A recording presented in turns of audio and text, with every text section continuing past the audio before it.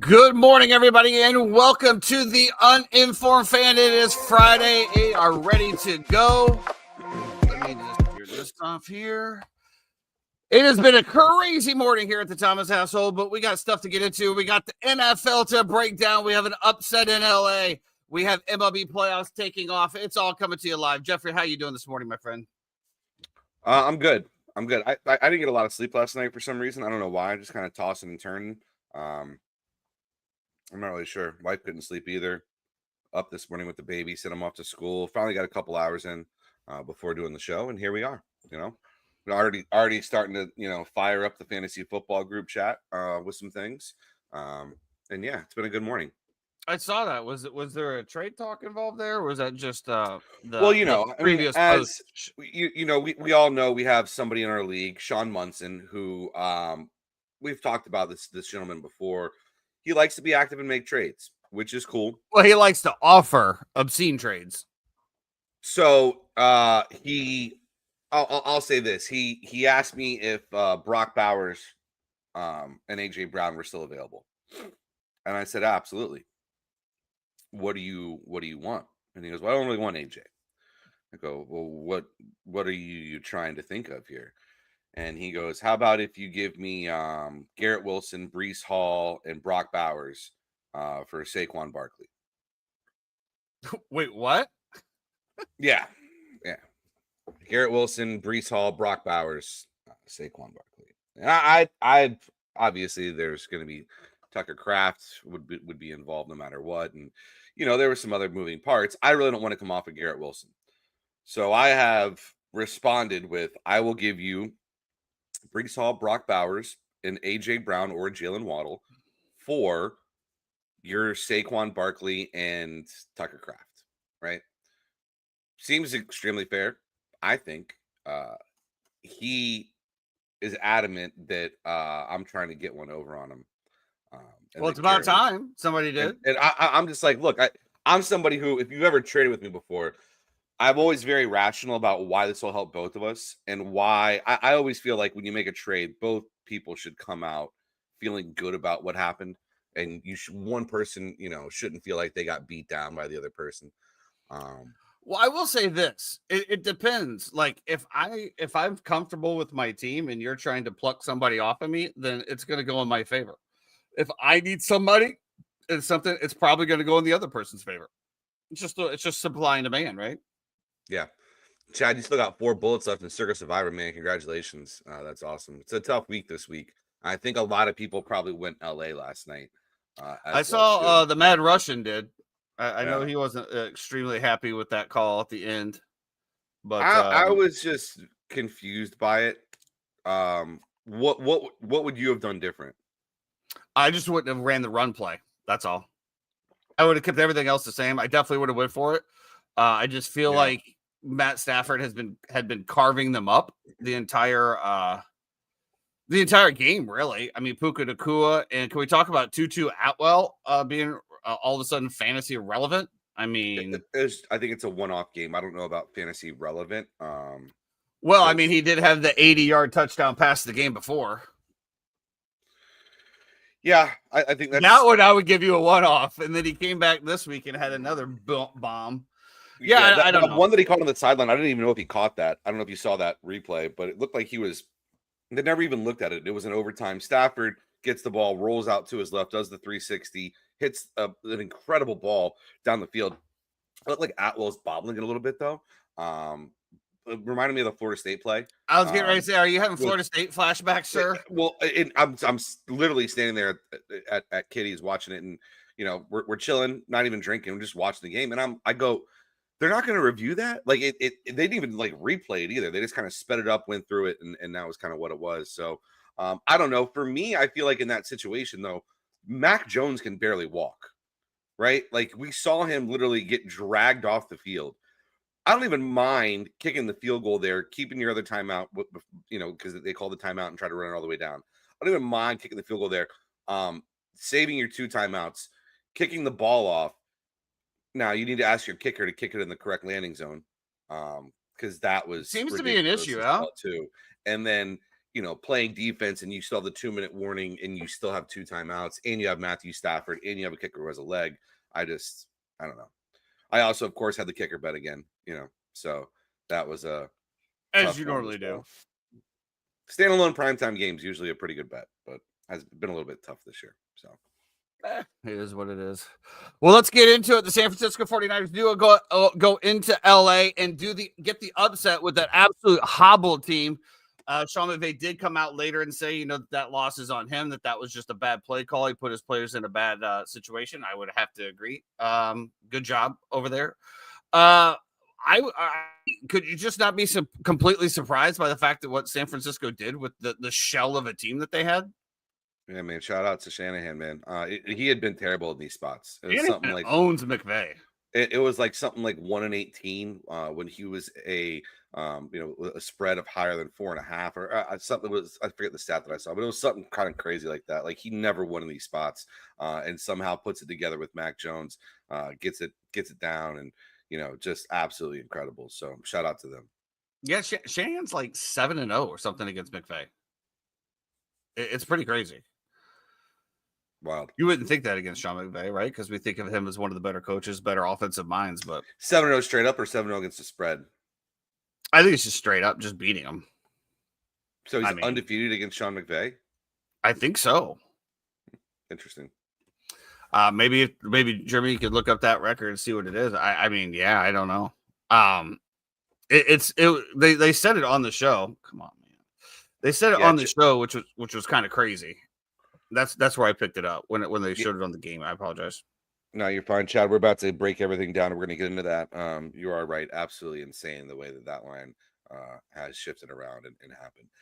Great game last night. I want to stop doing these division games on Thursdays, though. I don't think that it's fair to the teams. In my opinion, I think you can have your little one-offs here, your little fun games, but I feel like they have division games so often on Thursday nights, and it frustrates me. Even next week, right? We start off, it's Philly and New York to start next Thursday. So, well, I think, after that complete run that they had of just absolute shit games, that they wanted to actually put some games on there that were going to be competitive. We went through that stretch of Thursday night football where I don't think we had a winning record for quite some time. But it is what it is. Let me let me do this real quick here. So we got the Bucks coming up this week as well against the Seahawks. Going to be a very tough test. But we're actually going to start off in London with the Vikings and the Browns. JJ McCarthy on the bench again. Browns catching 3.5 points here. The Browns are the home team. And the big news coming out of Cleveland is that Dylan Gabriel is now the starting quarterback. Yep. Shedeur Sanders remains the third string quarterback, which I think that part is what's got everybody a little bit more like, wait, what? Why is he? Kyle Shanahan is 11-7 versus McVay. Whatever. Yeah. So, I mean, the Vikings defense is great. The Browns defense is great. I mean, 35.5, I think, is the under here. Yeah. Seems like it's definitely going to be a battle.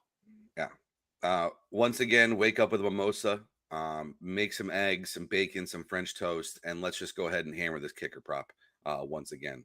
These are two defenses. and listen, if we're going to, it's so funny because normally what you want to do here is you always want to bet the team that's been in London for a week, right? They've been adjusted. They've already played a game. They're used to what's going on. They played a great game against Pittsburgh to start. And so normally you look at it, you always say you want to take Minnesota here. Now, the problem is that Cleveland is by far and away an elite defense, right? They are absolutely incredible. And so now you get them going against Carson Wentz, who we saw what that was like last week. Now they have great weapons. Justin Jefferson, Jordan Addison is back. You add Adam Thielen to go along with TJ Hawkinson. And it looks great on paper. I will probably be on the +3.5 here. I don't even know if anybody scores a touchdown in this game. What a game for Dillon Gabriel to have to walk in here and face a Brian Flores defense that's been sitting and waiting for him for a week for your very first start. Not the most ideal thing in the world. I think they could have planned this a lot better. If this was Joe Flacco, I would have loved this line for the Browns, just because he gives you that more of a steadying hand.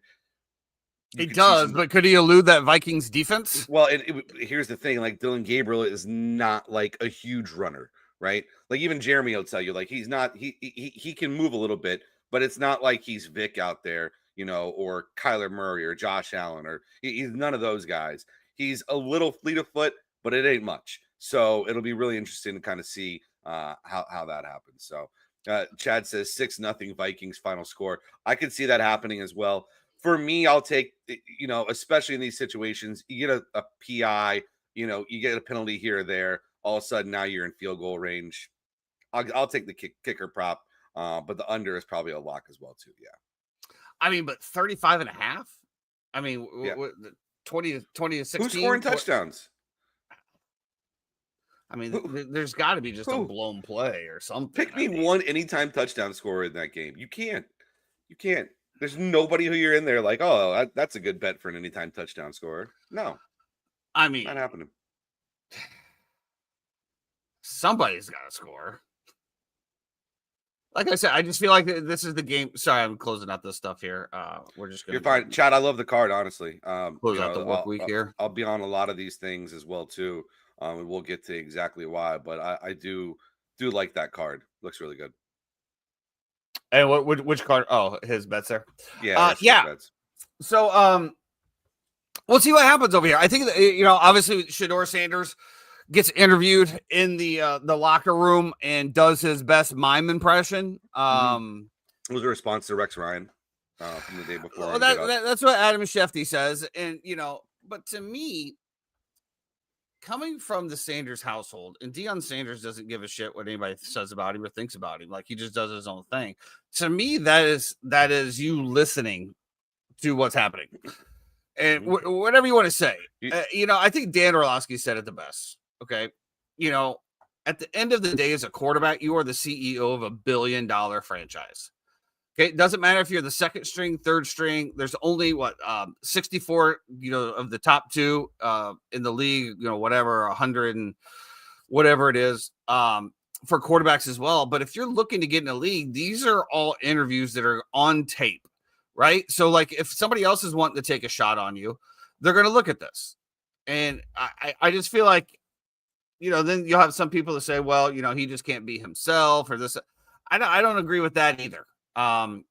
Because at the end of the day, nobody can be ourselves in our corporate jobs. That's just the way it is. Jeff, I'm pretty sure there's been times when you've been waiting on a table or doing this or doing that. You've wanted to say certain things, but you can't because you work for a corporation. While these guys have a lot of leeway, right? A lot of things that they can do, a lot of things that they can't do, whatever you want to call it. At the end of the day, it's a business. And you have to be business forward at all times. And I think he just sometimes has he been given a dirty shake? Probably. Obviously there's all the reports of collusion talking about how all the owners got together just basically to keep out Deion's son for whatever reason, because they don't like Right. Deion. I don't know, Right. whatever it is. That makes a ton of sense. Yeah, everybody got together and blocked him out. There was a memo, there was a Colin Kaepernick memo. But at the end of the day, it's like, dude, do you want to be a quarterback? Cool. If you do, then you just go on the field, you do what they say, you hustle. When I played high school basketball, I didn't make the starting five. So I was like, you know what? What do I want to do? I want to pout or whatever. I just hustled everybody out in practice. Coach said, hey, Thomas has been hustling. He's been doing this. He's getting the start this week. Hey, look at that. Weird. You're didn't go complain.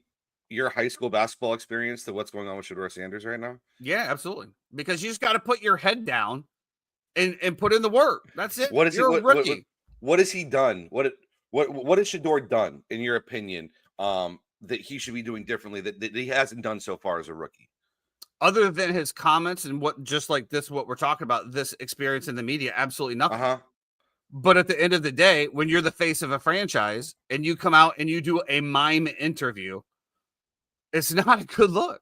Nobody wants to deal with that shit. I thought it was funny, and you did having to deal with that shit.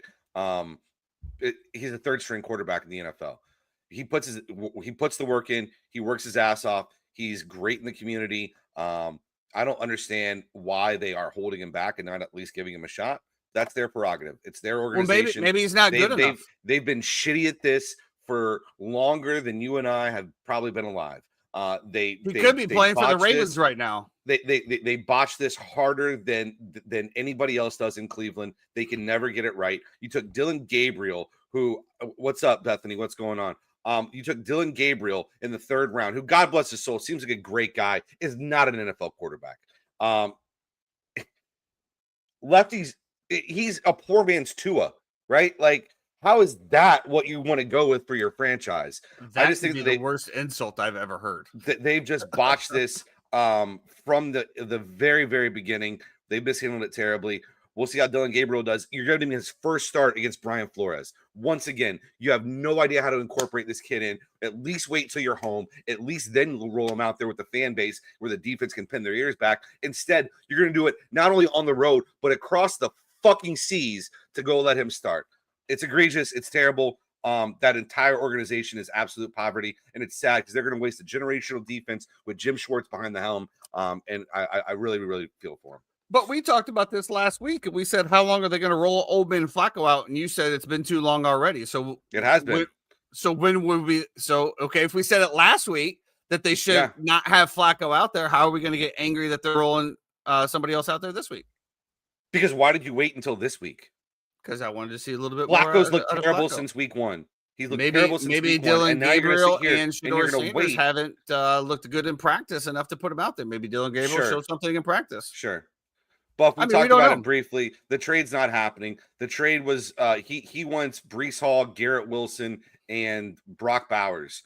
And I don't want to give up Garrett Wilson.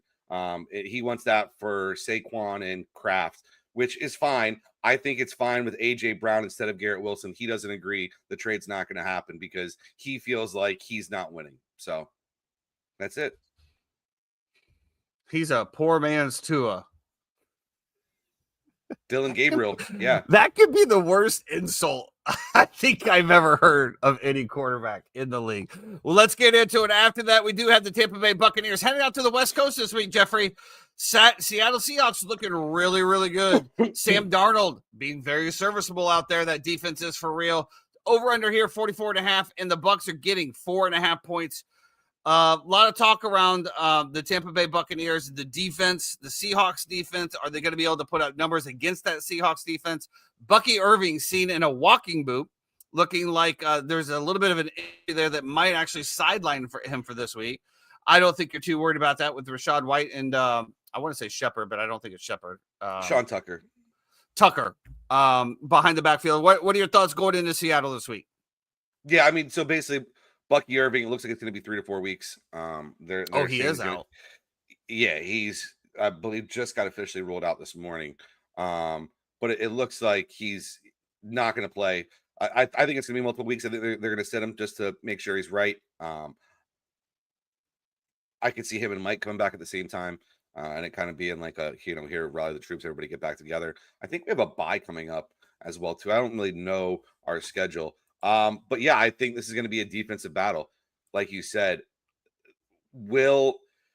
listen, there's a few things about Tampa Bay that I've absolutely loved. I think our defense has been spot on so far. I think our DBs and our secondary has been great as well, too.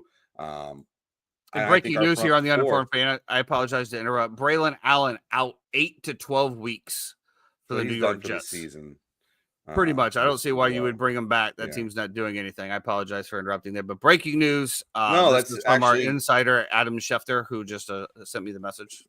As somebody who has is a governor of Breece Hall in a league, in our big league, that's an important. And there was trade talks involving Hall before this.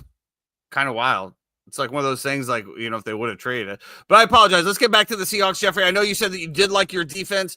Obviously, Sam Darnold see ghosts at times. What is our game plan here, Jeff? The game plan is pretty simple. I think you play Bucs football. You stop the run. You make Sam Darnold beat you. You have an incredible secondary so far that's been playing out of their mind.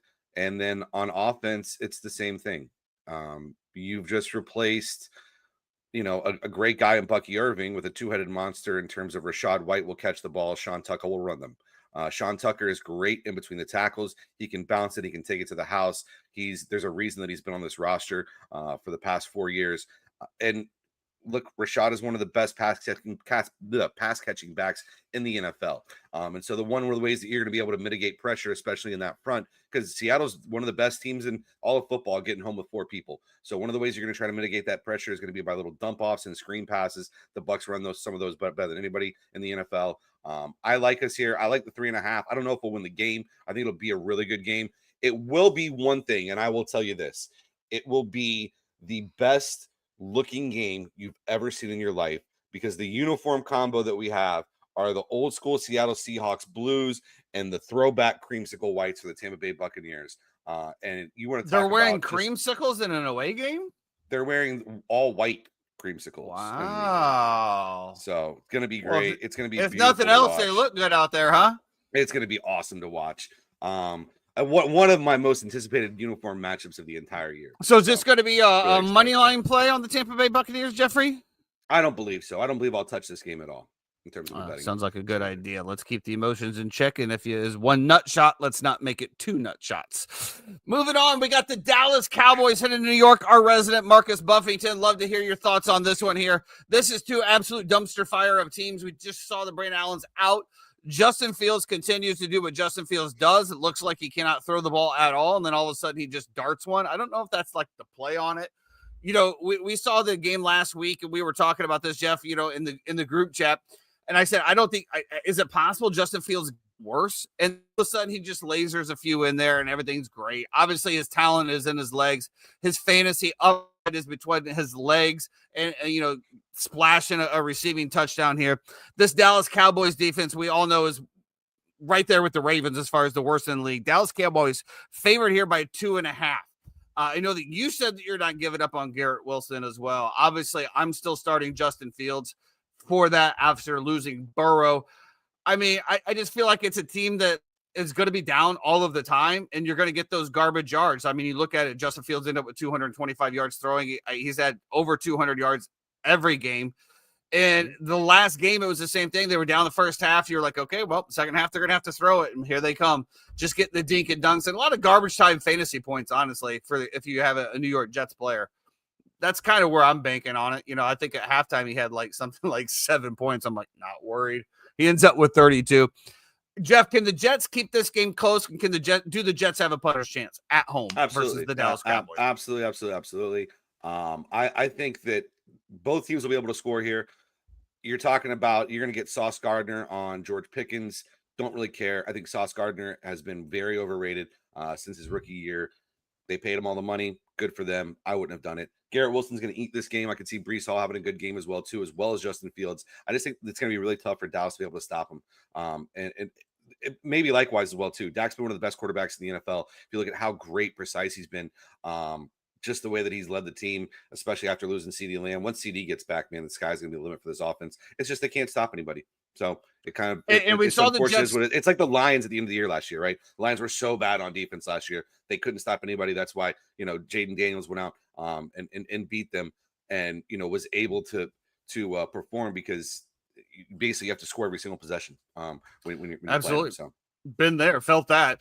And we saw the Jets last week against the Dolphins actually just go down and run the ball all the way down. If it wasn't for the fumbles, Jets should have won the game. They definitely should have won that game. I think that they're penalties. The penalties were crazy as well too. I think they're a better team than the offer that they say. But again, when we're looking at it from a betting standpoint, I probably wouldn't touch this one either. 48.5 over probably be your best bet, just because, as Jeffrey said, there is no defense. But again, I don't know if the Jets offense is going to get going in the first half. It seems like they come out with this pedestrian offense. And, honestly, the run was great all last game. They chewed up all of the clock and then just fumbled on the 2-yard line in order to get it through. I think the game could be closer, but again, I just don't know what to expect out of this Jets team. The NFC champion, reigning Philadelphia Eagles at home versus the Denver Broncos. Jeff, is this the Eagles' first test of the season? Well, not the first test of the season. I apologize, because they did have the Bucs here, and I don't want any disrespect there. And that was on the road. I meant the first home test of the year. The Denver Broncos coming in for the Philadelphia Eagles. Can they shut them down? What offense are we going to see out of the Eagles? The Eagles have been tested every game. Well, I feel like the Eagles are just literally, when we see teams that like play to a level and then we see teams play to the other team's level, I think that's what we're seeing from the Philadelphia Eagles, with the no pass offense, the run. They just do what they need to do to win. They don't care about being sexy. They don't care about putting up 40 points. They just do whatever they have to do to win. It's not flashy. It's not glamorous, and in no way am I supporting the Philadelphia Eagles, but it feels like they just do whatever it needs to win. And to your point, they probably have one possession game most of their wins that they have now. Yeah, I definitely think that the Broncos have a puncher's chance here. Now, listen, DeJean and Mitchell were unbelievable last week. Will they be able to replicate that, especially at home, especially after drinking the Kool-Aid for the past 4 weeks, winning all these games? You're undefeated. You're going back. You got Bo Nix, who, I don't know. It seems like there's times he just looks excellent, and there's other times he looks like, as Jeffrey would call it, a poor man's Tua. And then Surtain can just kind of follow around AJ Brown the whole game and kind of, mitigate him. So does that mean it's going to be a Devontae Smith game? Broncos have the highest blitz rate in the entire NFL. Will Jalen Hurts be able to take advantage of that at all?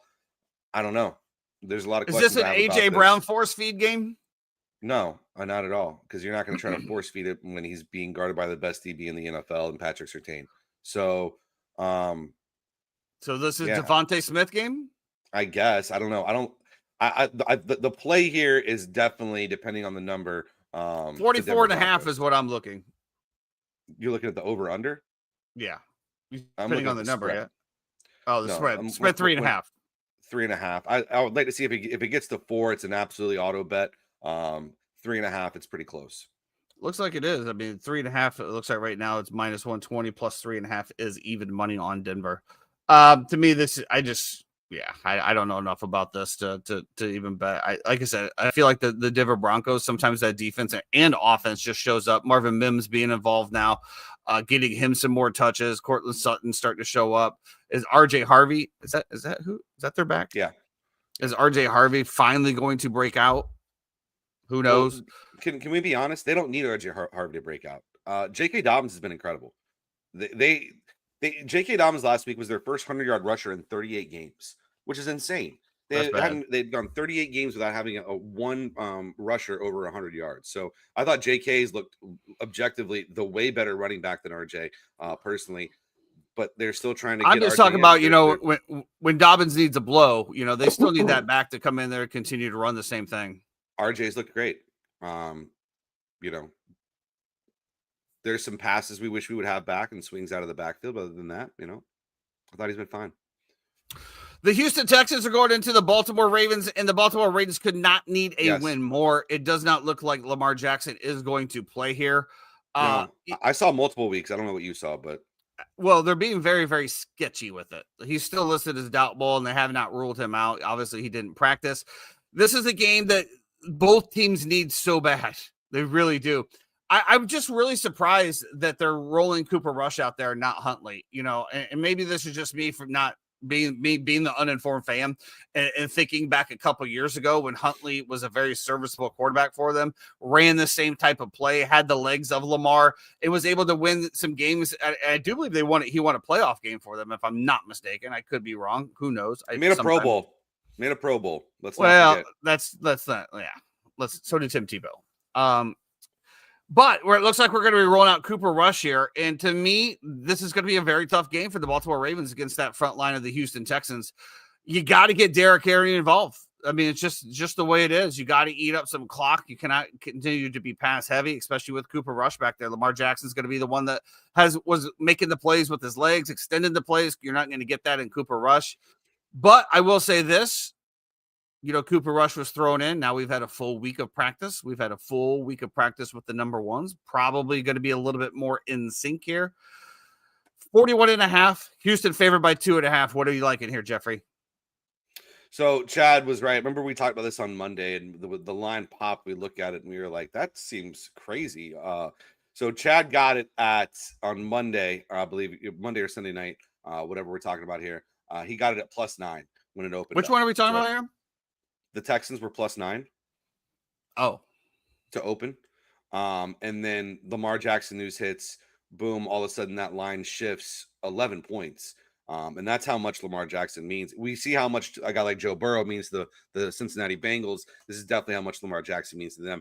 I didn't love the matchup regardless, even with Lamar, just because Houston's defense is ridiculously good.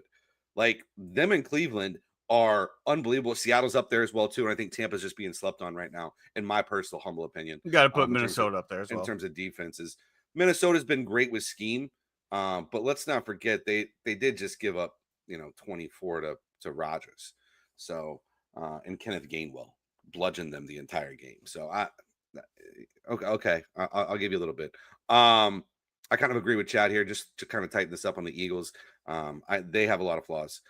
And Sirianni, as much of a douchebag as he is a guy that relies heavily on his coordinators. And I don't think either of them are great right now. I think they're kind of playing above their weight. Obviously, you see how they're winning games, which is by, either blocking kicks or, by, blocking punts or field goals or whatever it is. And that's how you're winning games. It's very fluky. So that's one of the reasons. This is one of the biggest luck ranking games, too, in terms of the Broncos and the Eagles. Let me revert back to the Texans. Texans are incredible. I think the Ravens I saw are like 31st in the league right now on running on first and second down with Derrick Henry. That is not it makes zero and when sense. They do, they're averaging like 5 yards a carry on the first. They just don't do it. Makes absolutely zero sense. In my opinion, what you need here is you need Lamar to be healthy, first of all, but you need a running quarterback. And I don't know how this is going to translate with Cooper Rush. That defense is going to eat alive the front of the Baltimore Ravens, and Stingley is the real deal on the back end. This is a Houston spot all day as day in terms of what's on the field, but who knows what can happen in Baltimore? You never I would have really liked know. it at +9. I don't like it at -2.5. Yeah, I mean, sometimes you got to make a stand. It's to your point, Jeff. You know that these Baltimore Ravens know that their back's against the wall. The roster is too talented to be where they're at and how they're playing. It's a put up or shut up game. It's a pride game. You're back at home. Your star quarterback's going to be out more than likely. It's time for the other superstars to set up and say, okay, we got you. Let's pull our head out of our asses and let's play some football. But they have so many injuries, Tyson. That's the problem. They're devastated. So does everybody, though. So does the Bucks. I mean, that's just the way it is. Unfortunately, they got to figure that out too, man. Like, it's like you can't go with no pads in practice and not hit each other, and then all of a sudden show up and have people, going full speed in games and getting hit, and then all of a sudden, I can't remember whose rant I saw on that. But yes, they ripped into the NFLPA talking about, no pads, none of this. Can't practice on this certain day. Can't do this. I mean, it has to be, right? I mean, when we look back, the history of the NFL, as we did less and less and less, we got more and more and more. Yeah. Less pads, more injuries. Less practice, more injuries. Yep. Less off-season time, or more off-season time for the players, more injuries. So at what point do we realize and say, hey guys, we're not protecting our players? Like, you have to be in physical shape, man. I mean, just like, in sports, you're running suicides, you're doing all this other stuff. Nobody likes to do it, but yet when the game's on the line and you get that adrenaline rush, you're glad to have it. I don't know what the happy medium is here, but I don't know. Yeah, no, I'll tell you. I was going to say, Chad, a great point too. The Ravens are missing so many starters on defense, and that's why I think too. Like, I can see Nico Collins having a game here. I can see, they found something in Woody Marks. Finally, they gave him the ball last week, and finally found a running back there. So I see Houston starting to progress and become pretty good. And they're an interesting bunch. They win this game, they start getting on a roll. That defense is ridiculously good, and when it comes to the nitty gritty, when it comes down to getting those last few weeks of the season and things get a little bit tighter in that division, I don't know. Like, I just wonder what a flyer on them to win the division would be right now. I'll tell you a flyer that nobody is taking. That's the New York Football Giants headed into New Orleans. This could be a epic crap game, and that's all. I really don't have anything to say about this. This over-under sitting at 41.5 still seems high to me as well. I don't know. We saw the Giants front four on defense start to step up the last game, start finally getting some pressures. You got Spencer Rattler on the other side.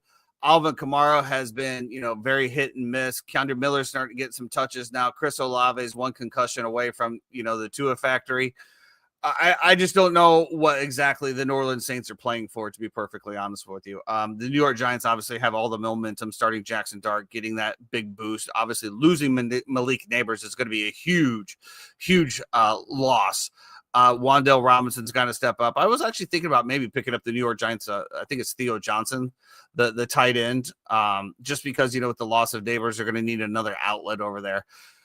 I'll be curious to see how it goes. I think it's going to be very Cam Scatterboo heavy on this one, but I will say that the at least from what I've seen the few times, the front line of the New Orleans Saints are decent against the run. I don't think that it's going to be like 200 yards a game, but we've also seen Cam Scatterboo just absolutely run over people. Any thoughts on this one, Jeff, or we just flush it down the toilet? I absolutely love the Saints here. Probably one of my plays on Sunday. I think I saw some things from Spencer Rattler last week, and I saw things from their defense against Buffalo that I thought were very encouraging and really impressive. So to me, I think the play here is absolutely New Orleans. You're talking about Jackson Dart, we see Jackson Dart feels himself, right? And you're talking about going into his second week now. You're going to have your guard down a little bit. I feel like, you just won your first game. Things are riding high. You got to go down to New Orleans. You don't know what you're about to face when you get down there, bro. That place is not for the faint of heart. And I think that, I just think that this is a nice spot for these Saints. And I think by game time, you're going to see this line shift back a little bit as well, too. I think right now, let me see. On Hard Rock, they have it at. If you're putting your hard-earned money on either one of these teams, I got a helpline for you. So you would rather have me put my hard-earned money on what? You want me to put it on Cowboys, Jets, Broncos, Eagles? I have not come across the game yet, Jeffrey. I have not come across the game yet, but I will let you know when. I'll let you know that I'll have my hard-earned money on a lot of this. So I will tell you the same thing. When TJ put out the Spencer Rattler's trash, like I didn't reply, but I don't think he's trash. I mean, this is his second year. He's made some very good throws in some tight windows. Of course, he's made bad throws, but again, we're a second-year quarterback, man. Mm-hmm. I mean, very rarely do they come out of the gun and just knock it off. So we'll see what happens over here. The Las Vegas Raiders headed to Indianapolis. Is Indiana Jones and the Colts run finally over? We saw it get slowed down. I'll tell you, Max Crosby is an absolute wrecking ball, but if the Indianapolis Colts can somehow chip him up in the first quarter, as I talked about, it looked completely. I saw Max Crosby the first half that was absolutely unblockable, unobtainable. And then the second half, I saw a tired Max Crosby. So Indianapolis Colts, you need to stop one guy, in my opinion, on the defensive side. We'll see if Ashton Jeanty can repeat his performance from the last game. I think that was just the Bears defense, and being Bears defense as it does, it obviously gives up just giant holes. Looking for some Jacoby Myers in this game. Looking to get back over here, buddy. A lot of trade rumors being discussed with him and the New England Patriots. So we'll see what happens this game. And does he want to perform? What's that? I don't love that. Yeah, I mean, I don't. As a Jacoby Myers, it kind of feels like the DeAndre Hopkins trade. You know, when he went to Baltimore, and I was like, You know where I I think Jacoby Myers would be really good in Pittsburgh. I think you put him and DK Metcalf together on the same field. Jacoby's just so sure-handed, a great route runner, able to break things off. I think he hit it off really good with Rodgers.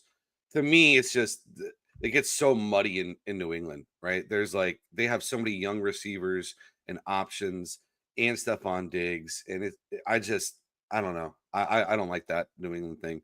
I will say this though: if you're going to beat the Colts, you're going to beat them through the air, because their secondary is going to be the weakness that you're going to try to attack and exploit here. And so, to me, I think if they're going to have any kind of a puncher's chance, it's going to be with Geno Smith trying to get the ball, hopefully to Brock Bowers, and then also to the wideouts as well too.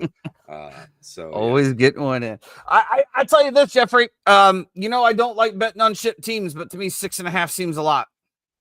Yeah. It looks like it's 7 over here. You know, Jeremy said, Colts and Survivor. I think Colts is fine if you want to take Colts and Survivor. Personally, for me, I think I'm probably going to be on the Arizona Cardinals and just hold my nose and my nuts the entire game and hope that it works out.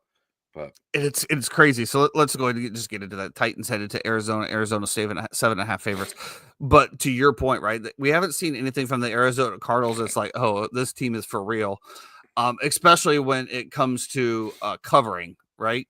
But we don't need a cover in Survivor. We just need a win. But then also, the Tennessee Titans have been so bad, and we know that there's going to be one of these get right games. It just happens in the NFL. They show up. And they just all of a sudden look like a Super Bowl caliber team. And then the next week they go right back to their shit form, a la Carolina Panthers. I think I've already used the Carolinas and won. But I do like this already from a first glance as probably one of the best Survivor picks out there. Absolutely. Yeah, it's just the Titans have been so bad. It looks like they're just not into it. I don't know how to fix that with a team when you don't believe in your head coach. It sucks, and it's an unfortunate situation. But it is My what it is. biggest question mark is the relationship with Cam Ward and Calvin Ridley. Like, holy macaroons, man. You know, I had big expectations for that duo coming out of preseason, and wow, it just hasn't happened. Just hasn't happened. Chad says Indy is the safest chalky bet of the week. -6.5 and half my Survivor bullets. No Colton Miller, and Geno looks like Geno again. He'll throw 5 touchdowns, and 2 will be to his own players. Maybe.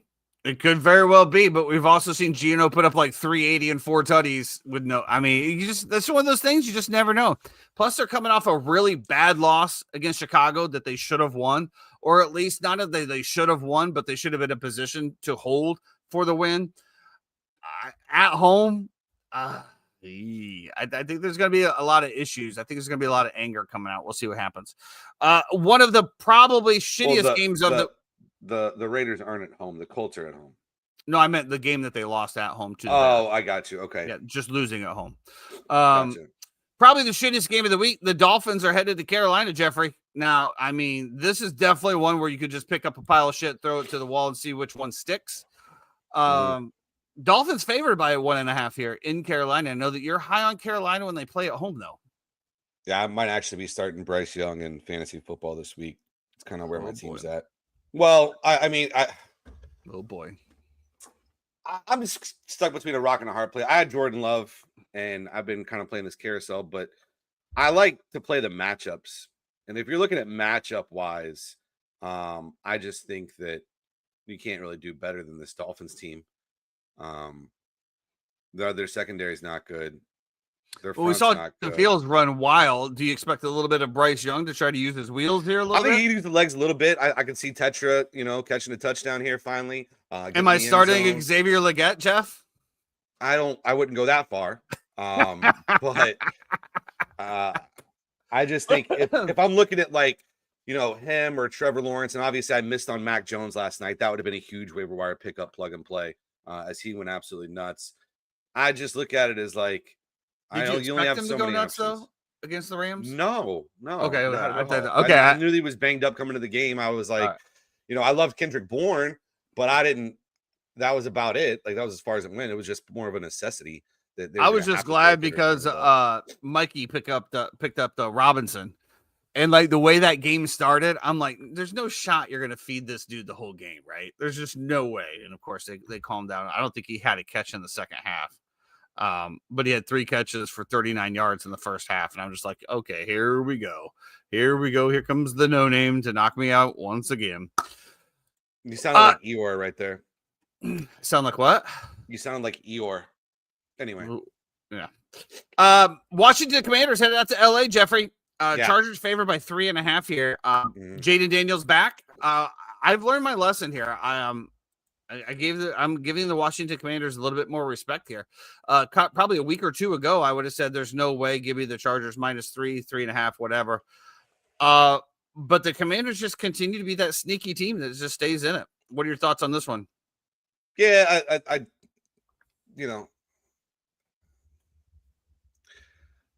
I want to take the over in this game, but I'll probably just take Commanders +3.5 here.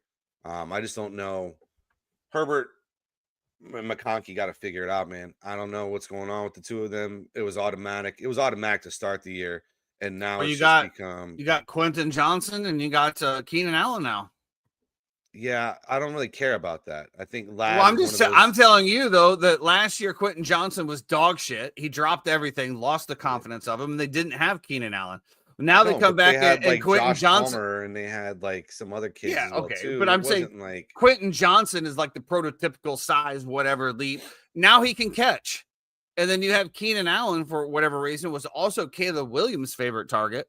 Whatever the routes he's running, I'm just saying there's better mouths to feed with the lad McConkey. And I'm not rooting against you, Jeffrey. Of course, I would never root against you. Only when we play together. I'm just saying with the emergence of Quentin Johnson, it is definitely hurt lad McConkey. Give me the Commanders here on the spread. Commanders +3.5, eh? Yep. So is this more of this, you think the Chargers coming back down to a little bit of reality after that check last week? Nobody said that they're going to lose. The Chargers win these weird close games on like walk-off field goals and stuff like that all the time, especially with Justin Herbert. So I'm not saying they'll lose. I just think Jaden Daniels being back, he's going to be able to be a little bit active. It'll be interesting to see how they match up. Do you just bring Derwin James down and try to make him play Daniels and not let him just bludgeon you for 4 and 5 yards every play? I look forward to the chess match. Should be a good game to watch and fun. One of the hottest teams in the NFL, the Detroit Lions, headed into Cincinnati with the Joe Burrow-less and the low-less Cincinnati Bengals. The line here is 10.5, over under 49.5. Jeff, can I just drop Joe Burrow at this point? Yeah. Do I need to save him on IR? Absolutely not. I saw somebody with Najee Harris on their roster the other day, and I didn't understand why. Well, he's definitely been ruled out for the season. So you can drop Malik Neighbors. You can drop Joe Burrow is scheduled to come back on December 10th. Okay. Which is like week 14, which is the week before the playoffs. Okay. Do you think when they are completely out of it that they're going to have Joe Burrow come back and play? Well, that's what I was saying. I'm thinking I maybe hold on to IR until like, unless I absolutely need the spot, but until they're like basically, mathematically or like basically out of it, then I can drop him. Sure. But I almost did it last week. I'm like, this guy's coming back. What is it, like week 14? It's like the last week of the regular season or maybe week 1 of the playoffs. And I'm like, am I really going to plug him in there week 1 of the playoffs coming back from this injury? I don't know, man. But then again, I know as soon as I drop him, I know one of those guys are going to pick it up, right? I just know. You know who I'm talking about, those people. They're going to pick it up, stash them, and then, watch them come back early or something. Do the Bengals have a chance here, Jeff, or did the Lions win by 21? Lions win by 21. Jeff taking Dallas or Detroit -10.5. You heard it here first. It's we talked about Dan Campbell. Well, they get in these modes where they just start rolling, and all of a sudden they're playing bad teams every week, and it's a runaway freight train. So I think this is kind of in that same realm. Now it will be interesting because you do have Jared Goff outdoors, which is never a great thing for Jared Goff. So there is that aspect. Also, I don't think that Detroit's defense is great besides Aiden Hutchinson and maybe Anzalone. But the problem with that is that Cleveland's O-line is so bad that Aiden Hutchinson is just going to wreak havoc over and over and over again in that backfield. Will T. Higgins and Jamar Chase have any time to be able to get open? Probably not. So that's kind of where I land on that. It's going to be interesting. There was rumors that the Cincinnati Bengals have reached out to the New York Giants. Not just about Jameis Winston, apparently Russell Wilson as well. Obviously, nobody wants to see Russell Wilson on the Cincinnati Bengals. Everybody wants to see Jameis Winston on the Cincinnati Bengals. And I think the Giants obviously know that. So they're either A, just not going to trade him, or they're probably making it a price tag so high that everybody's like, come on, dude. Like, what are you doing here? Nobody wants, but at the end of the day, let me ask you a question. If Russell Wilson goes to the Cincinnati Bengals, is he fantasy relevant? No. Okay. Maybe. You heard it here. You heard it here first. It wouldn't be like you pick up Russ and start him every week. It'd be matchup based. So, but correct me if I'm wrong. Russell Wilson's one of his best or attributes throughout his years is deep ball, right? Correct. So at the end of the day, you got T. Higgins, you got Jamar Chase. They can only double one, just throw it up there, a la Jameis Winston, right? And at the end of the day, he had Malik Neighbors, he had Wan'Dale Robinson. You saw what he did against the Cowboys, who are a terrible defense when it comes to the defending the deep pass. He was great. Other than that, he was very, very average. So I would agree. But Jameis Winston is average, except for the fact that he will just laser the ball wherever and hope that it gets in. And 6 out of 10 times it does, and that's what the excitement is, right? Which quarterback would you rather have, Jeffrey? Jameis Winston or Russell Wilson? Yeah. It's not even close. I know. I just wanted to hear you say so it. Because you got the shirt on, I just wanted to give you little flowers here on this Friday. The Patriots go into Buffalo. Buffalo is favored by 8.5, but Jeffrey, are the Buffalo Bills on upset watch this week? Absolutely, 1,000%. I might actually take the Patriots money line here as one of my favorite plays of the week as well, too, as a little sprinkle. Drake May has been incredible. This offense has been incredible. This is one of those games, in my opinion. You have defining moments in your season. And the Patriots have started off slow, right? You lose to the Raiders at home. It's a terrible loss. You struggle against the Dolphins a little bit. Not great. You bounce back last week and absolutely just murder the Carolina Panthers. Now you step into a situation in a place where this is as defining as it can be for the shift that I think is going to happen in this division. I think Vrabel is a much better coach than McDermott. I think that the way the Patriots have built this roster and will continue to build this roster, they will be better than the Buffalo Bills in the next few years. I love Drake May. I think this is the first springboard to what we're about to see from this New England Patriots team. And yeah, give me the Patriots. You're giving me 8.5. Now, this could also be Josh Allen just decides that he's going to come in and Donkey Kong punch everybody and run all over you and stiff arm you in your helmet through the fucking ground as he runs in for touchdowns. Yeah, that's a possibility. Absolutely. And don't forget James Cook back there as well. It is. It is a possibility. I believe in Vrabel. I believe in my boy.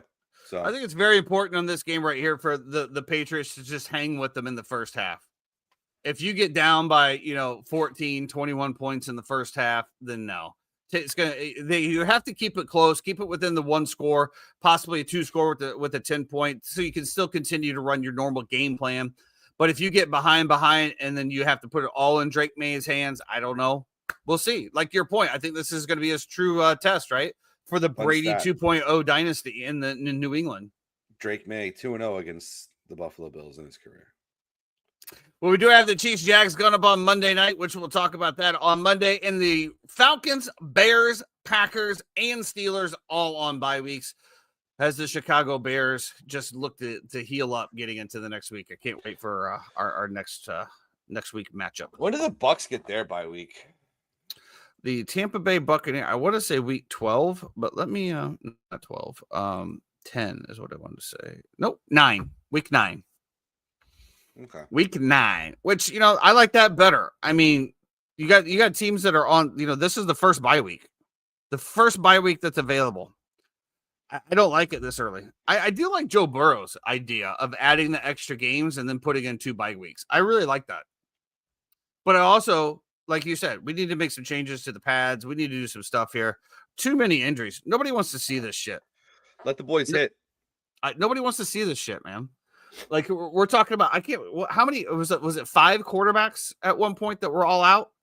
I mean, look at just the decimation of injuries all the way around. Something's not working. So NFLPA, I'm looking directly at you because you're the ones that are making all of the rules. So whatever you're doing is not working. Fix it. We need our boys out there. Right, Jeffrey? Yes.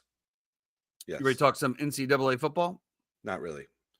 Well, we're going to do it anyway. I'm trying Let's to find. go. Oh, yeah, we got the big game this week. All right. A couple big games here. Florida looking to bounce back. We have Texas coming in, and Arch Manning has not looked as the Arch Manning that was promised. Texas favored by 5.5. Florida coming off of a bye week. I mean, obviously, the Florida Gators defense looks serviceable. DJ Lagway has really struggled. I think the offensive play calling from Florida has been absolutely terrible. Shout out to Billy Napier. I do believe he's on borrowed time. Have you seen all the stuff Lane Kiffin been putting out lately? About what? Just anything. Like he had the documentary, then he talks about how, Steve Spurrier, this was a different interview, talking about how he absolutely loves Florida, wants to be Steve Spurrier. That's why he wears the visor. Like, obviously, all of the Florida talking heads want Lane Kiffin there for whatever reason. I don't know. It is what it is. At this point, I feel like we could have Nick Saban come in and still be a shit program. I just don't, whatever. But yeah. Anyway, Texas coming into Florida. Jeff, should the Texas Longhorns be on upset alert in Gainesville? Yeah, I mean, I think you're on upset alert anytime there's a small spread like this at 4.5 and the total's only 42. Obviously, we're going to peg this as a defensive struggle and battle and game. And when that happens, any bounce of the football, any missed kick, any block, any interception, any tip can change the game entirely. So, yeah, I mean, should Texas be on upset alert? For sure. Will they lose? I don't know. I don't know what Arch is going to look like. Both these defenses have been really good this year. Arch has been suspect. I don't, as much as people loved Arch, DJ was a darling as well too for the Heisman coming into this year. So will he live up to his potential in this game and have a chance to bounce back and show that it's just not Chipotle that's been eating at him, but he's able to to do a little bit better. So I think it'll be an interesting game. 3:30 kick.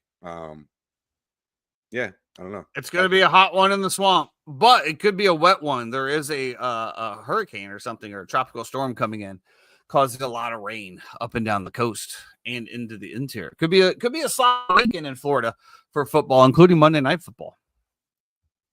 Did you see that, Jeffrey, coming in? No. Yeah, apparently that not a hurricane, but whatever the tropical storm was supposed to go. Now it's coming over us, so we'll see what happens. Jeffrey's Florida State Seminoles have a big game this week. The Miami Hurricanes are coming in to Florida State, favored by 4.5. 54.5 is the over/under. I think Florida State's going to need to pull some stuff out of the hat, just like they did against Alabama. I think Miami is one of those ones that we talk about, sell the stock high. I think Florida State absolutely has a shot at this game, and I would love to see it. Not only for you, just because I feel like the Miami fans just need a little bit of a check right now.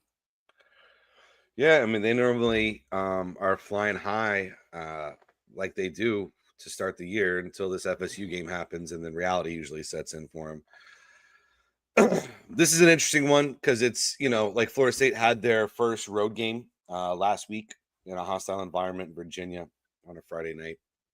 Obviously goes to double overtime. Couple little plays here and there where they just didn't execute and do right, and that's the ball game. This is one of those games where you're not going to be able to have the luxury of making a mistake. You have to be spot on. Their offensive and defensive lines are two of the best in the entire country. They have a veteran quarterback in Carson Beck who has played in hostile environments in the SEC over and over and over again. They have great weapons on the outside of Miami, and they have really good running backs. And so I think that the difference maker in this game is going to be Doak Campbell Stadium. Much like it was against Alabama, you get into those situations. Sometimes you don't understand how much your emotions can take over and things can happen. I think Castellanos being able to extend plays and making plays down the field will be huge for this team as well too. They just got to stop the run. They got to stop the run. You got to turn Beck into, getting pressured. You got to bring blitzes. You got to confuse them a little bit. You got to be loud. You got to create turnovers. FSU absolutely has a chance here. This line opened up at 4.5 this summer when it first dropped. It has not moved off of 4.5 in 4 months. So very Wait a minute. So this is the line that was set at the beginning before the season? Yeah. Wow. Yep. Wow. Which is kind of crazy because, you figure all the different variants and different, back and forths that have happened with both programs to start the year. And this line has never moved. So take it for what it is. I will. Any other top 25 games jumping out at you here, Jeffrey? Well, Game Day decided that they are not going to Tallahassee, that instead they are going to go to Tuscaloosa to go see Vanderbilt and Alabama play. And so, yeah, I think I kind of like the over in that game a little bit. I just think that both teams are going to be able to score here. I like Paiva. And yeah, it'll be interesting to see that game as well too. And then I think, is there another Clemson UNC? I mean, Clemson should roll that. Kentucky, Georgia, Wisconsin, Michigan, Illinois. Kind of crazy. We're talking about Vanderbilt is now a ranked team, and possibly. When's the last time Vanderbilt's been within a 14-point spread of Alabama? Vanderbilt is ranked every year at some point. They're not. At some point, three-time. Can you jump in here real quick? Give us a little breakdown on the Illinois as well. My teeth are absolutely floating. Tyson's gotta go use the little boys' room, so we will excuse him.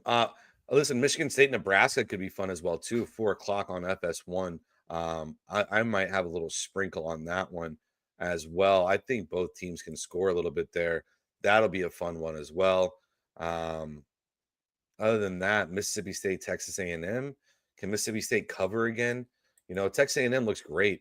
So, and then listen, say what you want, but they are going to have. This is a must-win for UCF. We said last was a huge game for UCF. And I understand quarterback got hurt. Game plan kind of goes out the window. But the fact that you allowed K-State to do what they did, I thought was pretty bad. What were your thoughts on last week's game against Kansas State? And I guess, what do you look at UCF going into Kansas this week with as well too? Is Ja'Cory Brown starting this week? What are they doing? They haven't said who the starter is, which is bad because they had 3 quarterbacks coming into the season. You got Cam Fancher, you got Tavon Jackson, and then you got Ja'Cory Brown. Cam Fancher gets named starter. I'm like, okay, good, guy's a serviceable player. He goes down week 2, or actually week 1. He goes down. Tavon comes in, gets the victory, takes him to 3-0, looking okay. He got injured against K-State, right, in the end of the first half. Ja'Cory Brown comes in, he gets injured. Tavon comes back in, so we don't know who the quarterback is right now, to be honest. I saw a write-up just yesterday. It said UCF is the number 58 or 60 team in the nation, blah, blah, blah. They've got 3 quarterbacks, and then no one knows who's playing because they're all injured. That's true. This game against Kansas, I'm not going to lie, it makes me nervous. UCF can win games against teams they're not supposed to win games against. They lose games they're not supposed to lose games to. So it's K-State or Kansas getting 5 or giving up 5.5. I'm not gonna. I think it's a trap game for UCF. I mean, their projection for Big 12 wins this year was 4, and I think that's accurate, especially after what K-State did to us. I mean, they just got their running back. Their quarterback was coming off an injury as well, so I mean, they were looking to bounce back. So. They have Jalen Daniels, right? The poor man's Jaden Daniels. Poor man's Jaden Daniels, for Kansas. Jalen Daniels. I will say this: if at any point Kansas. during this game you see Ja'Cory Brown enter, just go ahead and take the under, because that guy Yes. cannot throw the ball. So He was so highly touted. Everyone said he was the next coming. You know, he's gonna be a great player, and that kid just cannot, no, for not a lack thrower. of better terms, get off the schneid and play football. He looks back when he gets back there. He's looking at ghosts. He's our Sam Darnold, Which is You know, exactly he can't what find Sam a Darnold will man, see on check Sunday. down. But the other thing is, you know, it's a home game. UCF should have a good crowd. There might be rain. Tyson is back. I'm I'd back. I'm say- wondering what's up with you. We got some freeze frames here, some wonderful facial expressions. Oh, there's Yeah, there's some internet issues going on in our area right now because mine's going in and out the whole time. Yeah, that's what Um, happened to me today, which is why I was behind. I was in the middle of a trade and my internet went out. And by the time I got on it, I got back in. I was down. Are we quite under a bit. attack? Could be. Dude, I went down a Mhm. TikTok rabbit hole a couple of nights ago. And I went to bed at like 3 a.m. and it was just a CIA TikTok rabbit hole. Now you're flagged. It was crazy, bro. Uh-oh. Look out. Cash It was Patel's coming it for was 6 hours straight of just spooks telling stories. And I'm like, how can I even believe this? You know? The crazy be thing frustrated is now. how could it's almost like how can you not? It all makes so much sense though when they say it. I'm like, Yeah. oh, yeah, that makes complete sense. Right. It does. Wonderful. Cool. And Yeah. now I'm just mentally I don't know. Can't go down those rabbit holes, Jeffrey. There's think it's nothing one of good those at the bottom of the rabbit hole. They always say like don't meet your heroes, right? Yeah. It's like sometimes I would rather have I would be naive. I would rather be naive to the situation than I would Ignorance is bliss. yes, that I would know what is going on. And now I'm like, God bless. Why do you think it We're was so such a screwed. better time? Uh-oh, I Nope. lost Tyson. Then there goes Tyson. Am I the only one with internet here? Which is unbelievable, by the way. Absolutely. Yeah, insane. your stuff usually goes down with the wind blowing out there. We didn't have social Oh, media and we only had like one news channel, one news source. Hello? Am I Yeah, back? you're back now. You're back now. You're back now. Well, That let's get was- into some MLB talk real quick before we lose it again. Shout out to Spectrum, for your shit internet. Really appreciate it. The MLB postseason, yeah, I know 3 times. The MLB postseason is set for the DS series. We have Detroit heading out to Seattle, and I was just looking at this line. I don't know if they've released the starters yet. I don't think that they have, but the Seattle Mariners game 1 are minus 210. That seems egregious. I'm assuming that they're not throwing Screwball out there for game 1. But if Screwball is pitching for the Detroit Tigers and the Mariners are still favored by 210, that's the time to jump, my friends. That is the time to jump. I know that Jeffrey is now a Seattle Mariners fan, but I like Detroit. I like Detroit to keep it with them a little bit. They're just scrappy. I said that I wasn't going to I was going to be a Detroit fan instead of a Seattle fan. I mean, I will root for Seattle. Okay, you changed. Okay. I said that before because I said the number on Seattle was just egregious. Like 75% of what you say goes in my bank, Jeffrey, and that could have been the 25% that got filtered out. My apologies. I'll keep that in mind. Yep. Whenever I'm thinking about saying something. Shout out to the Cubs. Looked electric. Shout out to Big Cat for finally hitting the 50-50. Oh yeah. At Wrigley. Rigged. Unbelievable. And props to that guy because you've seen him buy it for the past 20 years and never hit it, and he finally hits it. Still in the negative. Probably, yeah. We went there. Yeah. I think in 2 days we spent like $300 or $400 on 50-50s. Oh yes, I'm in the thousands. Just We TJ, did. welcome in. Congratulations there. on your New York Yankees. Your Schlitterbomb or whatever his name was looked really, really good. Waited Incredible. to the 8th inning. Incredible. Now you get the Toronto Blue Jays. I saw I s- like your matchup against the Blue Jays. I like you guys to advance here and face the Seattle Mariners, although I do feel like Detroit could possibly give them some trouble here. But yeah, I mean, congratulations to beat Yeah. not only to beat, but then also to beat the Red Sox. Got to feel a little bit good. Jeremy, what were you going to say? You said you had some kind Saw- of stat. Saw an interesting stat up for the pitcher for the Yankees. First time he's ever gone 8 innings. First time he's ever thrown more than 12 strikeouts and no walks. And the last player to ever do that was Kerry Wood in his 20 strikeout performance. I mean, You what just a magical performance from a rookie, right? He's a rookie. Yeah. Yeah, rookie. They Well, I both thought that started was rookies cool last too. night. Is that you had Game 3 of the wild card series, and it's Yankees Red Sox, and you have 2 rookies, young kids throwing on the mound in Game 3 to start, which I thought was really cool because it's kind of like we trust these kids enough to go out there and do it, and also like this is what you're going to see for the next 3 to 5 years. Are going to be these 2 kids going head to head multiple times in situations, and I love that they gave them both the opportunity to grow. You know, like when you get the opportunity to do that and then grow, I think that's great as well too. I did see an interesting stat. You know, this is the first time that the Blue Jays and the Yankees have ever met in the postseason. I do not, but I also do know that there was the first time in NFL history that there was 3 winner-take-all games in one day. I like the Yankees here, man. I do. I really do. I mean, now we're on a 5-game series for this one. I like the Yankees here. So it was Blue Jays season series, I believe, was 8-5 or 9-5 against the Yankees this year. So obviously they were better. I think you throw all those stats out though when you go and get into the postseason. It's completely different batting in Yankee Stadium when that place is going absolutely berserk in the 7th and 8th and 9th innings. My only worry is always the Yankees bullpen. And you know, the Blue Jays have the bats to be able to get to this Yankee team. And so, you know, how will that work out when you're going down the stretch? And so that's just kind of what I'm looking at. I absolutely loved all of the 3 games being played at the home team. I absolutely loved it.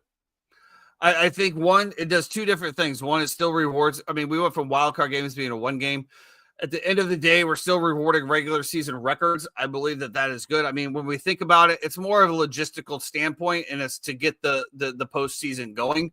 If you do the one, then of course we have 1 here. Then we got to go all the way back to San Diego for a game, all the way back to Chicago for Game 3. I absolutely loved all 3 games being in one location. I mean, it's a wild card, right? You're not expected to be in there, so you're not a division winner. I absolutely loved it. Absolutely loved it. I was a little disappointed in the Reds. I thought that they could have put up a little bit more of a fight, but LA, bro, oh my gosh, they're tough, man. They I heard somebody talking about it yesterday before the first game, and they said, you know, the Dodgers. Everyone said, oh, the Dodgers didn't do anything during the regular season. That's not when you win.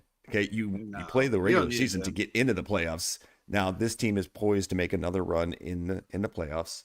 And I think they are dangerous. But I think the best. This is the team, though, that they did not need to go up against. I will say that. No. The Phillies are also a complete team, and they have the bats as well. Kyle Schwarber still continuing just to light it up. You know. I think the worst part about this entire thing, and it really is sad. As much shit as baseball has got right, they completely botched this playoff thing. In my opinion, best out of 3 is bullshit. It should be best out of 5 to start. Then you move into a 7-game series, right? The fact that this Phillies and Dodgers series is 5 games and it's a race to 3 sucks, right? It absolutely sucks because what happens is that you have a team that has now been cold for a week, right? And now the Dodgers who have been playing are going to roll in there, right? Let's say Dodgers get game 1, all of a sudden they have a chokehold on the series. And you haven't even caught up yet. I just think it should be 7 games. I think it's ridiculous that we don't make it that. I'll die on that hill all day. Now, did you Well, I see mean, what the there's Phillies definitely did? something to be said about the teams that getting a bye and getting a little cold, and the teams that are continuing to play. I mean, there's definitely something to be said with that. That's something that's been chirped about a lot throughout baseball. But I disagree on the game length. I mean, at the end of the day, it's one game difference is really all it is, Jeff. I mean, win 3 games versus win 4 games. I do realize how big it is, though, and how much it could loom large and how much of an advantage it gives. Because you got to think about baseball. One of the greatest games is you can't dribble out the clock. You can't take a knee. You have to pitch them to get all 3 strikes, all 3 outs. And as we've seen in Major League Baseball, it's never over. And if you give another team another game, that's all they need sometimes to get that momentum going. So while I do agree with that, I don't agree with this scenario. Maybe the seeding works out a little bit different here. But I guess when the Brewers were the number 1 overall seed, I mean, I would have loved to seen this in a game 7 settings as maybe the NLCS champs if they get there. But for this series and just timely, we got to also think about this. Baseball is getting cold. Nobody wants to play baseball in 35-degree weather, and I think it's more of just a time crunch, to be honest with you. So either start earlier or shorten 162 games. You could definitely shorten the season. I mean, is Ohtani's taking the game 1 mound? No. Game 1, it's Shohei Ohtani versus Chris Sanchez for the Phillies. And I did see something interesting. You talk about the Phillies being cold. You know what they did this week? They had an inter-squad game at their park and had 30,000 people show up. So every team did it. The Blue Jays did it. The Mariners did it. I don't think they opened it up to fans. Like Philly opened it up to fans. No, they did. Did they? They did. But Philly is just a bunch of hardos, and they got 30K there, which they got 30K there, and the Dodgers didn't sell out their game. Well, Dodgers don't sell at normal games. I'm just saying, Yeah, I got you. Philly fans just hit different. It's just LA and Miami fans just don't show up until the third quarter. Well, mine and 3 times Cubbies are headed to Milwaukee. This is God, don't you love this Craig Counsell? Returns, it's got all the storylines with it. Well, I'm just gonna say this. The Brewers finished the season at an absolute animal pace. Yep. 15 wins in a row. Yeah. It has to correct at some point. Listen, Cubs are still the best defensive team in all of Major League Baseball. Dansby Swanson, Horner up the middle. Did you see all the plays Dansby Swanson was making yesterday? Dansby saved the game in game 1 and in game 3. Pete Crow Armstrong getting a couple of hits finally off the schneid. Ian Happ with a couple pokes out there. Suzuki again. Matt Shaw. Suzuki got hot towards the end of the year. Matt Shaw is looking lost out there. Just screw the Brewers, man. Just don't, like I was talking to Cousin Clay. You can lose in the postseason. You can lose and feel like you can't lose to the Brewers, dude. You just cannot lose to little brother. You just can't. Some of my last guests last night was a family of 5 from Milwaukee, and I always ask people where they're from. They said Wisconsin. I go, oh, what part? And they said Milwaukee, and I started laughing. The guy goes, why? I go, well, good thing I got to watch my Cubbies win today. He goes, first thing he says, fuck the Cubs, right in front of his kids. And I looked at him, and his wife just goes, what did you just say? And he goes, honey, I got to say it. And I go, well, that's all right. I said, I'm glad you guys are hosting the first couple games because, Cubs love Wrigley North. They do. Like I said, the Cubs usually do struggle against elite pitching. I don't have the stats against Freddie Peralta. I don't know exactly. I don't know who's starting for the Cubs either. They haven't announced it yet. We get Horton back, I think, by game 5. Yeah, he'll be the game 5 starter if that happens. Freddie Peralta, 17. That would be huge. 17-6 with a 2.7 ERA this year. Oh, he had a great year. He was on my fantasy baseball team. I just don't know how the Cubs. He was asking more about the splits against the Cubs this year. Yeah, I didn't know how he was against the Cubs. He was absolutely lights out this year. Lights out against the Dodgers. He had great games. So, what are your predictions for these series? Let's go ahead and put them out there. Well, obviously, I'm going to go. Let's go on the AL side first. I'm going to go Seattle, although I do believe Detroit has a chance. I just love how scrappy they are. It's Skubal. I mean, at the end of the day, this is the end of the season. For me, I'm throwing him out there as much as I have to. I do like the Yankees over Toronto. I tell you, I think LA is frauds. I don't know why. maybe it's just my deep hatred of them. And as much as I don't want to root for Philly, I will be rooting for Philly. I hope Philly knocks out LA, just because I feel like that team's bought and paid for in some very shady circumstances, some back alley deals. So I will never support them. Will they probably win? Probably, but I'm going Philly here. And of course, I'm going Cubbies. I'm going Cubbies all the way. I mean, Peralta's pitched 4 games against us. It's kind of crazy that tomorrow you get 4 MLB games. You get college football. We're all almost day in the long. Mecca, Jeffrey. NBA We're almost preseason and NHL preseason have started. And All man, right. it's just what a week this is going to be. I hope you guys drank some water this week because your liver is going to hurt next week with all the shit we got going on. Peralta was 3-1 against us this year. And hopefully your Hard Rock bet accounts are healthy. If not, we can probably find you a different avenue. Probably not. It looks like okay. So I just brought up the Freddie Peralta stat. So he played in May and blanked us, but then we got to him twice. He had a 5.4 ERA and then he had a 11.25 ERA. So we got to him twice. So let's see what happens.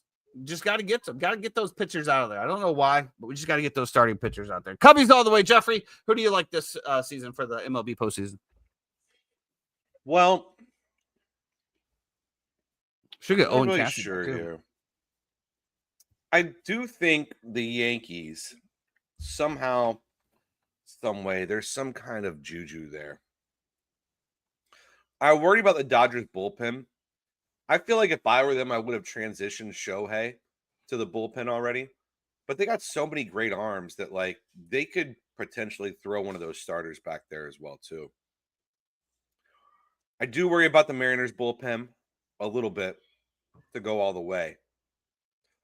So I think what I'm going to end up landing on is going to be Yankees Dodgers World Series. Shocker. Bye, Dave. Bye, Dave. Hi, Dave. Bye, Dave. Big reach there, Jeff. Big reach. You know. Yeah. 3 times. Who you got? I think the Phillies knock off the Dodgers. I think that's good. Love it. Love it. A big one. I think the Mariners knock off the Tigers. I think the Yankees are going to beat the Blue Jays. I'm going to take our Cubs. I think Cubs, Phillies, Yankees, Mariners. I think that it might come down. It might be. We might see a fun little Phillies Mariners series in the World Series. I think that would be interesting to see. That would definitely be interesting. Probably one of the lowest rated. Yeah. Let's talk about this. What would be the lowest rated? To me, it would be Seattle or Toronto and Milwaukee. Yeah. I could see Either one of Detroit, either, and I'm Milwaukee. saying either. I think Detroit would still get Detroit. Milwaukee would be pretty bad too. I'll give you that as well. All right. Any errors, omissions, corrections? People know players in the Blue Jays, right? People know players on the Mariners because of Cal Raleigh and Rodriguez and those guys. Name me. I couldn't name a player off of the Tigers besides Scooball. Javi Baez, Riley Green. I know Riley Green because I covered him when he played at Haggerty High School. Right. So there's that. And then, you talk about the Brewers. I couldn't tell you. I couldn't tell you a single player on the Brewers. Oh, Christian Yelich. That's all I got. For the Brewers. That's it. Contreras, Oh yeah, Wilson's over there. Freddie Peralta. Ryan Braun's not there anymore, right? So No. I don't know. Actually, he is, isn't he? Did he just hurt? Is he Ryan still, Braun? Is he still There's there? no way. He retired 7 years ago. No way. Had to have. Did he? No way. Now you're gonna make me look that up. Jesus. I'll say he retired 4 or 5 years ago for sure. Ryan Braun. Him and David Wright together. He is not on the squad. There you go. All All right, boys. That's going to do it for us today on the Uninformed Fan. I hope everybody had a great day and have a great weekend. We'll be back Monday to bring you all the weekend highlights. Until then, if you happen to be driving, please, for the love of God, stay out of the left-hand lane. Go fucking Knowles. Go Cubbies.